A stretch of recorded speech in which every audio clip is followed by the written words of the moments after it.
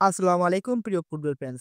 আজকে আলোচনা করব আর্জেন্টাইন মিডফিল্ডের প্রাণ ভোমরা এলেক্সিস ম্যাকঅ্যালিস্টার, রদ্রিগো ডি পল এবং এনজো ফার্নান্দেসকে নিয়ে। বিশ্ব ফুটবলে আর্জেন্টিনা বরাবরই পরিচিত তাদের আক্রমণ বিভাগের জন্য। মেসি, এগুয়েরো, তেভেজ এদের আলোচনার ঝড় উঠত সবসময়, কিন্তু সাম্প্রতিক সময়ে আর্জেন্টিনার দল বদলে দিয়েছে সেই ধারা। এখন আলোচনায় এসেছেন দলের মিডফিল্ডাররা। বিশেষ করে 2022 কাতার বিশ্বকাপের জয়ের পর আর্জেন্টাইন মিডফিল্ড হয়ে উঠেছে বিশ্বের অন্যতম এক সেরা ইউনিট। তরুণ তারুণ্যের আর অভিজ্ঞতার মিশেলে গড়া এই মিডফিল্ডের প্রতিটি প্লেয়ার এখন বিশ্ব ফুটবলের আলোচিত নাম। এর মধ্য থেকে একজনকে সেরা হিসেবে বেছে নেওয়া খুব একটা সহজ কাজ নয়।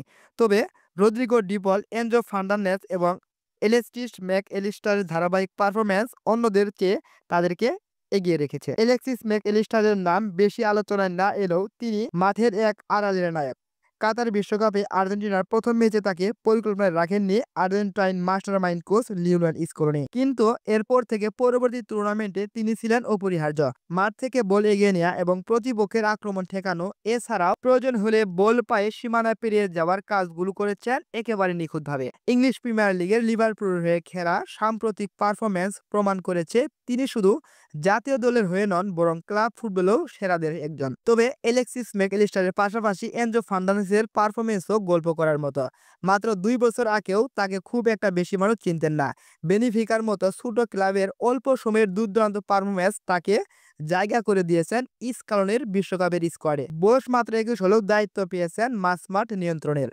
প্রতিদান দিয়েছেন দারুণভাবে। বিশ্বকাপের তরুণ খেলোয়াড়দের পুরস্কার জিতে নিয়ে তিনি জায়গা করে নেন ফুটবল ভক্তদের হৃদয়ের কুটিরে। ট্যাকল, পাসিং বা বল ডিস্ট্রিবিউটিং পারফরম্যান্স ছিল বিশ্বমানের। কাতার বিশ্বকাপের পর চেলসিতে ১ মিলিয়নের দামে যোগ দিয়েছিলেন তিনি। এখন ইংলিশ প্রিমিয়ার লিগের সবচেয়ে দামি খেলোয়াড় এই এনজো ফার্নান্দেজ। তার খেলায় রয়েছে পরিপক্কতা যা তার বয়সের তুলনায় অবিশ্বাস্য। অন্যদিকে রদ্রিগো ডি পল আর্জেন্টাইন মিডফিল্ডে আছেন এক ভিন্ন ভূমিকায়। তাকে বলা হয় লিওনেল স্কালোনের বডিগার্ড, মিডফিল্ডের ইঞ্জিন। রদ্রিগো ডি পল শুধু রক্ষণ ভাগে নয়, আক্রমণ ভাগেও গুরুত্বপূর্ণ।